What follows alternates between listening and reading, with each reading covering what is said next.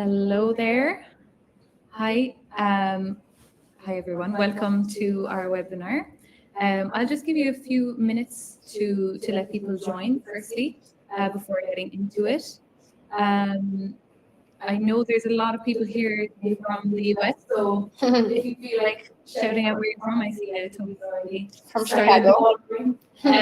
But don't hesitate to get in there and introduce yourselves. We're delighted to have you here today. We're going to be talking about brand reputation, as you know, in these trying times. And we'll take you through all of that. My name is Sophie from Mensenkampff, and I'm the EMEA marketing manager here at Visibrain. Hi everyone, this is Nishay. I'm the international business developer at Visibrain. So we're currently at a time in history where brands are under more scrutiny than ever before. Between advances in AI and social media algorithms, the more a brand grows, the more it risks being at the center of a backlash. Today, we're going to dive into that through the lens of social listening. We'll show you how data-based breakdowns of how crises emerge and what can be done about it. So what we will be discussing today, we'll first give you some background about how backlash can begin and subsequently spread online. We'll also look at the first signals that teams can watch out for, which could precede a crisis. Then Nishay and I are going to take you through 3 separate case studies from different sectors, where we'll discuss how they began, how they spread, and how the various brands reacted. And that'll lead us then into some takeaways, where we're going to also share with you the best practices for crisis monitoring. This will be followed by a Q&A. Hopefully, we'll have enough time to get there. If your questions there's a questions box just below. So if you'd like to already, or throughout the webinar, whatever comes into your mind, pop it in the questions box, and we'll try to get to everyone's questions at the end. Also, if we don't, not to worry, because we'll be reaching out to you also afterwards. But let's get into it. So, as I already mentioned, today's online ecosystem means that crises move faster than ever before. This means that something small, such as a post from an influencer on X or a TikToker that goes viral, can trigger a much greater event that can be detrimental to your brand. This can result in viral outrage, media amplification, consumer backlash, investor concern, and long-term reputational damage.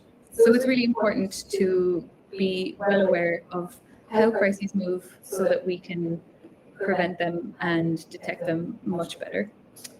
So, before we dive into the strategies we've identified, I'd like to introduce the platform we use to analyze the data. So basically, Visibrain is a social media listening tool. It helps brands, agencies, and media professionals to track conversation, detect emerging topics, and understand how content spreads online in real time. So in our case, we used Visibrain to monitor real-time conversations by tracking public posts, keywords, hashtags, and that was over a specific time period. And we did focus on several social media platforms, including X, Instagram, and TikTok, to identify the key trends and the communication patterns during the PR crisis situation. So basically, Visibrain is one of the leading social listening platforms on the market. It offers extensive coverage across social and online media. Reputation management and crisis detection have been the core of our expertise for more than 15 years. So during that time, we have supported over, I can say, 300 brands in monitoring and understanding and managing their online presence through both routine and high-stakes situations. So this long-standing expertise is what enables us to speak confidently about social listening, online reputation, and crisis monitoring today.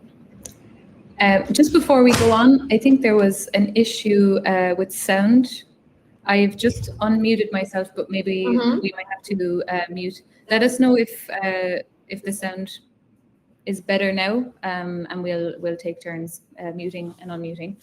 Sorry, a little bit of technical difficulties, but getting back into it, brands are now expected to detect crises earlier, respond rapidly, and understand public sentiment in real time. So a key strength of Visibrain is its real-time alerting system for PR and reputational crises.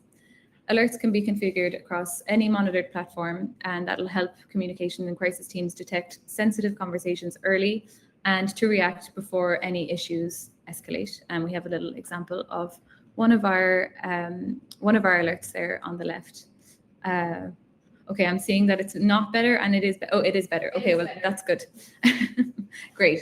Thank you. So if we look at this graph here, most crises generally follow a very similar pattern, I would say, and we will see that throughout the case studies. You're going to see basically different versions of this shape. And what we've pointed out firstly here are early indicators, which are a very small number of posts generally, that can already give an indication that there is some issues. So often this will follow a small peak of virality, which you can see then a little bit later on in the graph, followed by usually a small drop, and that's when things generally blow up out of control. This is what we will see throughout everything, but just to give you a little idea of how crises usually appear. And they usually have some very common early indicators. So here we have an example of a sudden spike in mentions. As you can see, that's the first one that we usually pay attention to, and I'm sure everyone here pays attention to as well. Another one would be a negative sentiment increase. So this is something that can be easily monitored, and it's something we'll also see in the case studies later. But it can be a good idea that the conversations around your brand are changing in tone. Then there is influencer commentary. I think that's a pretty self-explanatory one. It's important to pay attention to the influencers in your community. With Visibrain, actually, you can have an alert at any point when someone over a certain amount of followers mentions your brand, which can be really, really useful in these kinds of situations. Then we have repeated keywords or accusations. So this could be words like boycott or protest. Often if these are mentioned with your brand name, it's not a great sign. Following on from that, internationalization, that's an obvious one, but when things move from country to country, this is a sign, a very big sign that something has grown legs essentially and is getting larger. And similarly to that, we have propagation between platforms. So let's say something starts out as a TikTok and then it migrates through to commentary on X. That's a generally very, very clear sign that it's something to pay attention to. And that's when you need to really start listening to what people are saying and also preparing a response to that. Yes. So as you can imagine, monitoring is obviously no longer optional. Today, conversations can emerge and spread across multiple platforms in a matter of minutes, making it essential for brands to actually stay informed in real time. The stakes of a reputational crisis are higher than ever. What may start as Sophie said, a single post, comment, or viral moment can quickly escalate into legal, financial, or even reputational consequences. We have a few examples of incidents we've seen with how a personal incident involving a US tech CEO can rapidly become a corporate issue when he kissed his mistress on a kiss cam during a game. Or we've also seen how a simple statement from a global celebrity like Cristiano Ronaldo can generate enough attention to impact market value and investor confidence with the statement he made about him not drinking Coke, but only water. So beyond legal exposure or financial losses, the greatest risk is often reputational. And trust, credibility, and community engagement takes years to build. And yet they can be damaged in a matter of hours when the narrative is spread unchecked. So basically, we did choose 3 case studies. Why did we choose these 3 ones? Because they illustrate different models of crisis amplification in today's digital environment. Each example highlights how a brand crisis can actually emerge, spread, and evolve through distinct channels and audiences. So we'll start with Huda Beauty, that demonstrates an influencer-driven backlash where the public opinion rapidly escalated through creator communities and social media engagement. Then Sophie will lead with NVIDIA, that represents a community-led controversy this time that was fueled by highly engaged online users and consumer discussions. And we'll finish with Nike, that illustrates a media amplified crisis this time where traditional media and online conversations actually reinforced each other, and that increased visibility and pressure on the brand. So we'll start with Huda. This case is a good example of how quickly an online controversy can actually escalate, and what began as a criticism of comments made by the founder herself, so Huda, rapidly spread across X, Instagram, TikTok, and it was fueling boycott calls and intense debate. So if we take a look at the timeline, what's particularly interesting in this case is not just the volume of the conversation, but how quickly the situation escalated. So basically, for a little bit of context, Huda Katan posted a story mentioning Iran, which immediately sparked reactions online. And within the first 4 hours, there were already around 2,000 mentions. And for many communication teams, that level of activity would already be enough to trigger a real-time alert. But another important lesson here is that while the original content was posted on Instagram, the conversation quickly migrated to TikTok, where much of the discussion gained actually momentum. And this is exactly why it's critical to monitor all platforms, not just the ones where the issue originates. So that is because simply the audiences don't stay confined to a single network, and narratives can actually spread very differently across platforms. And then we can see that at this stage, the narrative was already being shaped by external voices rather than the brand itself and Huda herself. Ideally, this is the window where a response should already have happened. We can see that roughly 12 hours later, we saw that on the image right before, but roughly 12 hours later, the conversation reached its peak momentum, and it generated around 10,000 mentions in a single hour. And this is the peak of the crisis. So the negative sentiment climbed to 38%, which is significant level for any consumer brand. And if we compare that to a typical baseline where negative sentiment might sit around 5% or less, it's clear that the brand had lost complete control of the conversation. Okay. So the next crisis we're going to look at is NVIDIA. And you'll notice with this, it follows quite similar trajectory to the crisis, but just over a number of days rather than over 24 hours. So to give you a bit of a background on what actually happened, in March at their annual conference, NVIDIA unveiled their new DLSS5 technology. And this is basically an AI-powered rendering that enhances visuals for video games. So this was met by huge criticism from their community, which developed into a major backlash, not only because of how the actual technology looked, but also the kind of emotional side with AI and what that means for creative professionals. But if we look at, sorry, my sound is coming through. Nishay's, it's okay. I hope you all heard that. But let's look now at the actual timeline. So we can see the trigger happens when the actual feature is unveiled at the event itself, and the community already responded on X with 50K mentions. So that's something to definitely pay attention to firstly.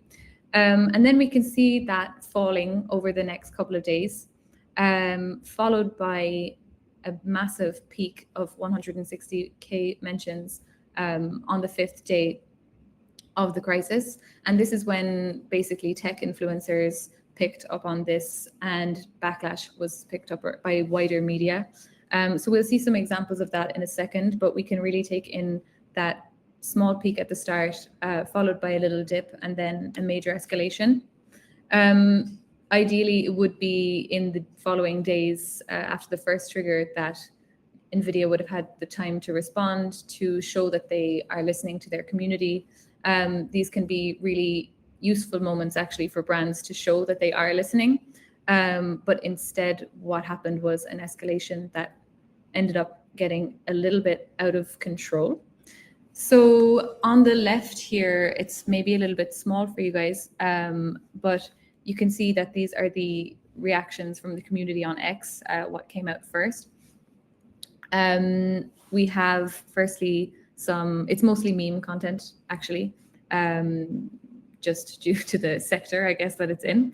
And we can see some gaming influencers, members of the community, as well as IGN, which is a major media player in that industry, all posting about this to a lot of engagement.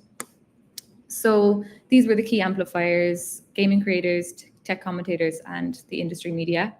Also notable is that there was a shift from 3% of negative sentiment at the beginning of before the event to 12% after the announcement, which is quite huge and quite remarkable, I would say, and something to definitely not ignore.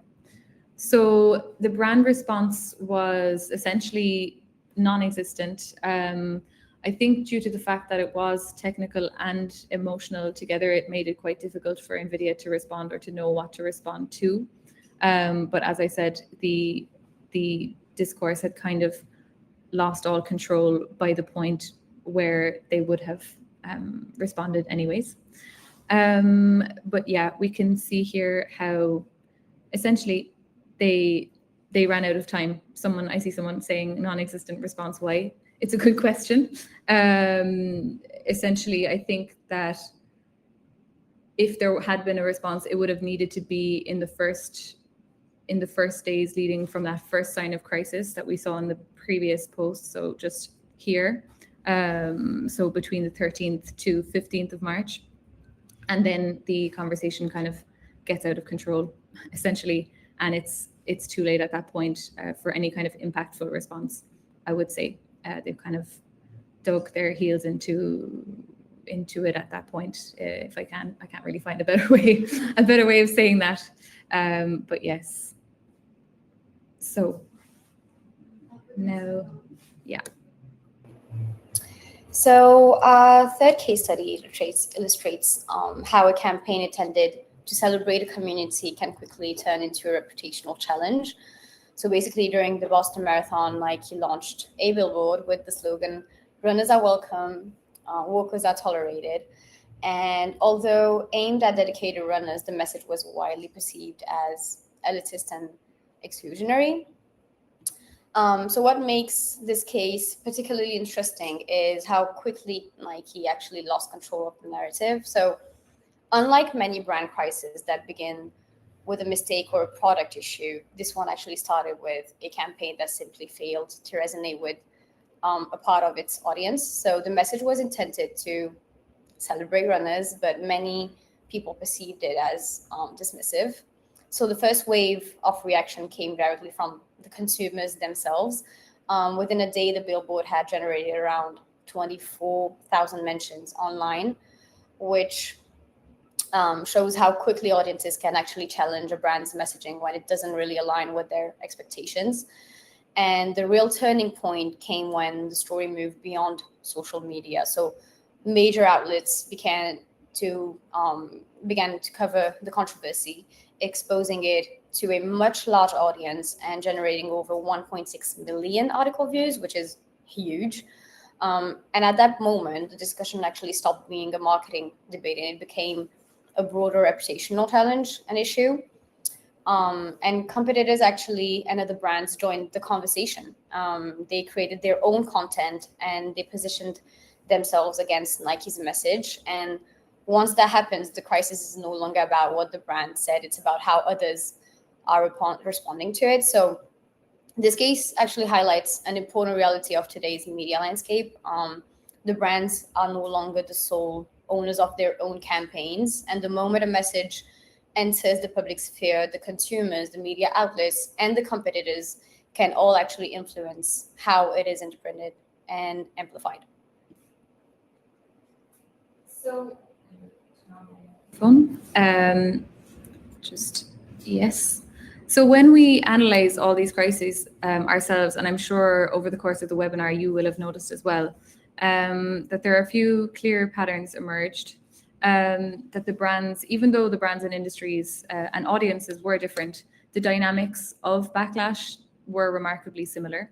So firstly, Backlash rarely starts in the mainstream. It often begins in niche communities where concerns are raised long before they attract widespread attention. So without social listening, those early warning signs are very easy to miss. But it's kind of a scenario where you have to be very aware of your niche communities, and the way to do that is definitely through social listening. If I haven't mentioned it enough times already. Secondly, influencers and online creators. That's an obvious one, but these are the first to accelerate visibility. So a conversation that may have been limited to a small audience then suddenly reaches millions within hours. So very important to pay attention to. Third, traditional media. This increasingly follows social momentum.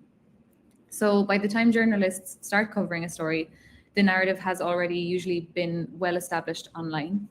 And we can also see, we talked about it just a second ago, but that delayed reactions kind of create a vacuum. And when brands take too long to respond, the speculation sort of fills the gap. And I suppose that's a good way of explaining that, is that after a brand has waited too long, there's no longer the empty space for them to fill, because the conversation kind of fills it itself. And this is when that becomes part of the story. Often the actual response will be, or the lack of response will be the story, and how the reputation actually gets impacted from this. So I think the most important asset, it's quite clear to brands, is having time to react to situations, time also to understand the actual tone of conversations. I think that's very important, because often this can lead to maybe an out of touch response if something is hasty and not well analyzed. It's very important to take the time to be aware, and obviously this makes a kind of a good monitoring strategy absolutely crucial for all brands. How do we then prepare? So before any of this happens, there are ways that brands can prepare. So firstly, a great one would be to start by doing a brand and sector audit for yourself. This would involve getting to know the types of crises that might affect your sector, look at your own competitors and how different crises may have played out before, if that's something that you can do. Ask yourself if they were, how those situations were managed, whether that was effective, and these can kind of help you gain insight in how to anticipate for a potential crisis and what to watch out for. Secondly, brands need to monitor conversations continuously. The goal isn't just to track volume, but to also detect the weak signals that we talked about earlier and emerging narratives before they gain momentum. Thirdly, they need clear escalation processes. So these are when an issue arises, knowing who owns the response, how the decision is going to be made, and when further leadership should be getting involved. These are all things to decide, I think, in advance, so that you're not kind of panicking in the moment when it's actually all happening. It's a way of actually giving yourself that time, in a sense. Fourth, we have identifying influential voices. So this is really important across the board. I think it's always good to kind of find out who in your sector and in your online ecosystem is talking and actually influencing, and to really, I suppose, follow their guidance, because not every account has the same impact, and understanding who shapes the conversation helps brands prioritize their engagement efforts. Then we have preparing response frameworks. These all should be prepared in advance. So during a crisis, as I mentioned before, speed is what matters. So having these kind of predefined guidelines would enable you to react more quickly, but while remaining consistent and aligned, and obviously getting to understand the different points of the crisis at hand. And then finally, shouldn't be ignored, but analyzing post-crisis impact if and when they do occur. This kind of is basically reviewing what happened, measuring the impact of that, and then capturing lessons learned. This will help you be more prepared in future and prepare response strategies. And this can also be done, as I said, with with crises that we looked at today, and also by just doing that first audit of your sector often. But these are some of the ways that we came up with. It's great to see you all in the chat, all having a bit of a conversation. We love to see it. But finally, we are now at the end. If anyone has any questions, I actually don't see any in the questions box, but feel...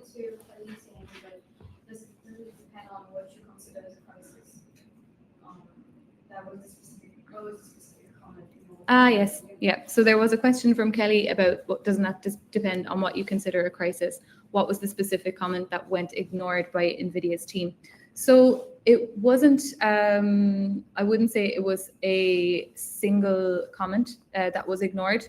It was a general reaction from the community and a massive kind of spike in negative sentiment, I would say, that was ignored. This is something that they maybe didn't notice at the time, but I would say it wasn't a single message. It was multiple kind of small signals that then grew into something bigger and was a more widespread media. Oh my God, I can't speak. Media reaction. Sorry. So yeah. Let me take a look at some more questions. Understanding company services. How are your competitors? Oh, Toby here is asking some questions. Sorry, just one moment.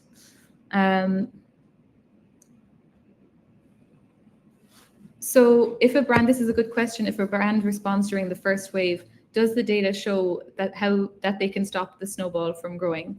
Well, we didn't include an example of that here, but that's a very, very good question. And the short answer is yes, but I would say with the caveat that it's only the case when the brand fully understands what the actual crisis is about. I think it's very important to respond in the right way, because often if we don't take the time to understand, it can also increase the snowball growing sometimes.